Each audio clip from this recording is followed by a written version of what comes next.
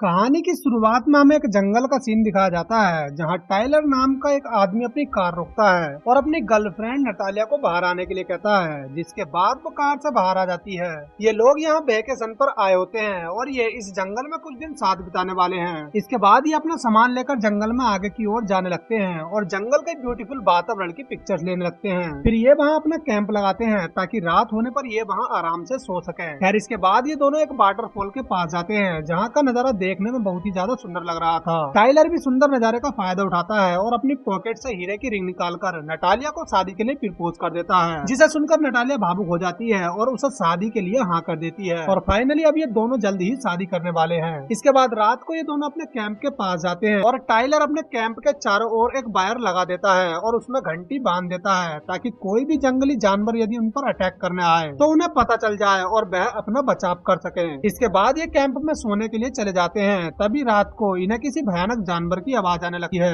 जिसे सुनकर Tyler Natalia को वहीं रुकने के लिए कहता है और खुद कैंप से बाहर जाकर चेक करने लगता है। वो देखता है कि किसी ने उसके वायर को भी काट दिया है, इससे पहले कि वो कुछ समझ पाता। तभी हम देखते हैं कि कोई भयानक चीज नटालिया को खींचकर अपने साथ ले जाती है, लेकिन यहाँ हम उस चीज को नहीं देख पाते कि वो चीज क्या है और टाइलर को भी कुछ समझ नहीं आ रहा था कि वो चीज क्या है जो नटालिया को खींचकर अपने साथ ले गई है। खैर इसके बाद हमें एक साल बाद का सीन दिखाया जाता है जहाँ टाइलर एक डॉक्टर के पास आया होता है और पिछले एक साल से उसकी मेंटल हेल्थ का इलाज चल रहा है, क्योंकि लोगों को लगता है कि नटालिया के मर जाने के बाद उसकी मेंटल हालत बहुत खराब हो चुकी है। टाइलर को लगता है कि नटालिया आज भी जिंदा है और उसे किसी वॉल्फ वगैरह ने नहीं मारा है। अब यहाँ डॉक्टर उसे समझाती है कि उसे अब नटालिया के बारे में सोचना बंद कर देना चाहिए, क्योंकि उस बात को बीते हुए लगभग एक साल हो चुका है। खैर इसके बाद हम टाइलर को उसकी मोम के पास देखते हैं जहाँ टाइलर के दिमाग में अभी भी नटालिया की बातें चल रही थी। वो अपनी मोम से कहता है कि वह नटालिया को नहीं भूल पा रहा है और उसे लगता है कि नटालिया अभी भी जिंदा है। उसकी चीखें उसे आज भी सुनाई देती हैं और ऐसा लगता है कि वो उसे बुला रही है। इसीलिए वह अब दोबारा से अपने सभी सवालों का जवाब ढूंढने के लिए उसी जंगल में जाएगा।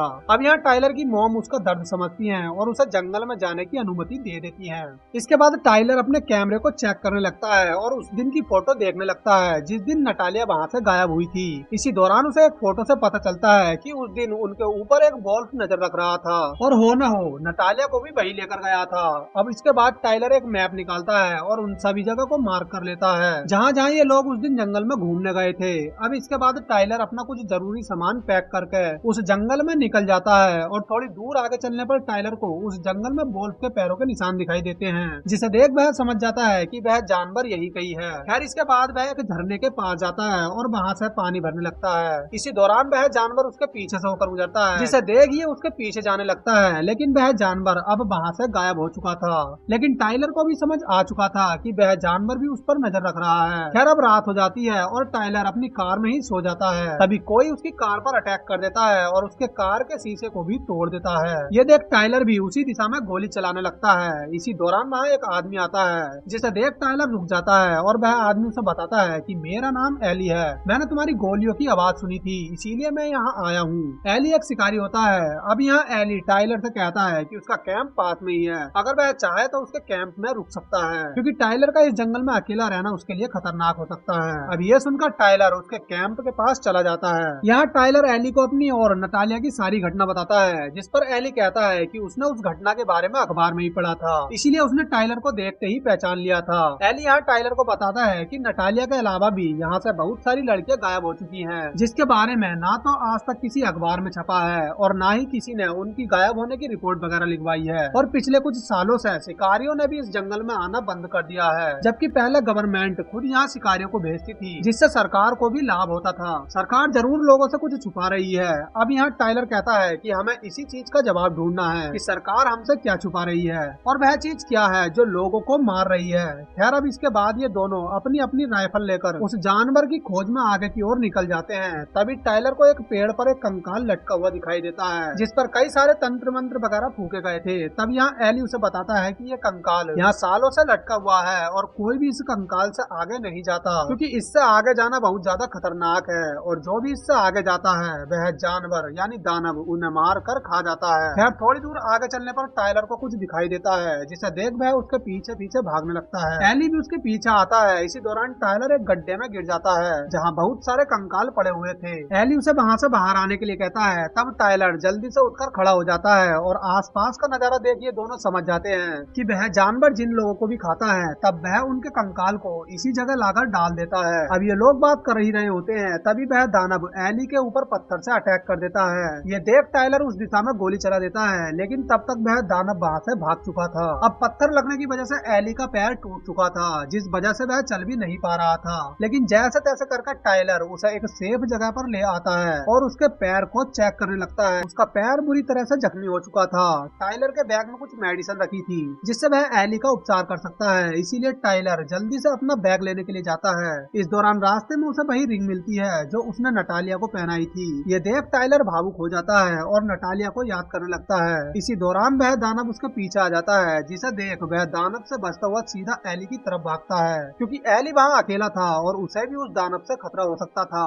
खैर इसके बाद वह एली के पास पहुंच जाता है और उसके घाव को साफ करके उस पर पट्टी बांध देता है, जिससे कुछ ही टाइम में वह ठीक हो जाएगा। अब रात हो जाती है और ये लोग अपने आसपास आग जलाकर सोने लगते हैं, क्योंकि वह दानव सिर्फ आग से डरता है और इसीलिए वह इनके पास नहीं आएगा। लेकिन तभी आधी रात को ये देखते हैं कि वह दानव एक पेड़ के पीछे से इन्हें देख रहा है, जिसके बाद पूरी रात इन्हें चौकन्ना होकर गुजारनी पड़ती है। खैर सुबह होने पर टाइलर एली का पेट भरने के लिए मछली पकड़ने लगता है। अब ऐसे ही ये लोग यहाँ कुछ दिन गुजार लेते हैं, लेकिन अब धीरे धीरे टाइलर यहाँ पर फ्रस्ट्रेट होने लगता है और उसका यहाँ एक एक दिन कटना मुश्किल हो रहा था। इसीलिए वह डिसाइड करता है कि वह अब यहाँ से वापस घर चला जाएगा, लेकिन वह एली को छोड़कर भी नहीं जा सकता था, जिस पर एली उससे कहता है कि वह उसे यहीं छोड़ दे और खुद अपने घर चला जाए। जिस पर टाइलर कहता है कि नहीं, अगर घर ही जाना है तो हम दोनों साथ जाएंगे, वरना वह दानव हमें बीच रास्ते में ही मारकर खा जाएगा। एली समझ चुका था कि टाइलर उसे छोड़कर कहीं नहीं जाने वाला और उसे लगता है कि उसकी वजह से टाइलर भी मुसीबत में पड़ चुका है। इसीलिए वह टाइलर को बिना बताए जंगल में उस दानव से लड़ने के लिए चला जाता है। लेकिन जब टाइलर को इसके बारे में पता चलता है तो वह एली को ढूंढता हुआ बीच जंगल में चला जाता है, जहाँ वो देखता है कि उस दानव ने एली को मार दिया है और अब वह उसके मांस को खा रहा है। ये देख टाइलर को बहुत ज्यादा गुस्सा आता है। अब दानव भी टाइलर को देख लेता है और वह उस पर अटैक करने लगता है। इसी दौरान टाइलर एक चाकू से उसकी टांग पर अटैक कर देता है और अपनी गन से उस पर गोली चला देता है, जिसके बाद वह दानव घायल हो जाता है और वहाँ से चला जाता है। अब टाइलर वापस से अपने कैंप के पास आ जाता है और अब उसने ठान लिया था कि वह उस दानव से नटालिया और एली की मौत का बदला लेकर रहेगा। इसके बाद वह उस दानव से लड़ने के लिए कुछ हथियार तैयार करता है और नटालिया को याद करते हुए उसकी रिंग को भी अपने गले में पहन लेता है। इसके बाद वह अपनी कार के पास जाता है और उसके आसपास पेट्रोल डालकर एक ट्रैप तैयार करता है, ताकि जब भी वह दानव वहाँ उस पर अटैक करने आए तब वह आग लगाकर उसे मार सके। इसके बाद रात होने पर टाइलर अपने कार के हॉर्न को लगातार बजाने लगता है, ताकि वह दानव उस हॉर्न की आवाज सुनकर वहाँ आ जाए। इसके थोड़ी देर बाद वह दानव भी वहाँ आ जाता है। अब वह टाइलर पर अटैक करने लगता है। टाइलर भी अपना बचाव करता है, लेकिन वह दानव बहुत ज्यादा पावरफुल था, जिस वजह से वह टाइलर को इधर उधर पटकने लगता है। अब टाइलर जैसे तैसे करके उससे अपनी जान बचाता है और एक लैंप को शूट करके वहाँ पर आग लगा देता है, जिसके बाद वहाँ एक ब्लास्ट हो जाता है और वह दानव भी यहाँ पर मारा जाता है। हमें यहाँ दानव को भागता हुआ दिखाया जाता है, लेकिन उसे मरता हुआ नहीं दिखाया जाता। यार अब फाइनली टाइलर ने नटालिया और एली की मौत का बदला ले लिया था। अब सुबह होने पर टाइलर उस जंगल से बाहर आता है और बीच रास्ते में ही गिर जाता है। इसी दौरान वहाँ से गुजर रही एक कार वाला उसे रेस्क्यू कर लेता है और इसके बाद टाइलर की आंख खुलती है सीधा हॉस्पिटल में, जहाँ नर्स उससे उसकी हालत के बारे में पूछती है। तब वह बताता है कि अब वह बिल्कुल ठीक है और उसने उस दानव को भी मार दिया है। तभी वहाँ जैसन नाम का एक आदमी आता है जो टाइलर से कहता है कि उसने टाइलर की कहानी सुनी है, उसने जो काम किया है वह काबिल तारीफ है, लेकिन उसे लगता है कि वह दानव अभी भी जिंदा है। जैसन एक कम्युनिटी के लिए काम करता है जो इसी प्रकार के दानव का खात्मा करती है, इसीलिए वह टाइलर को भी अपनी गैंग में शामिल होने के लिए कहता है, जिसके बाद टाइलर उसकी गैंग में शामिल होने के लिए हाँ कर देता है। और इसी के साथ इस मूवी का एंड हो जाता है। Thanks for watching guys.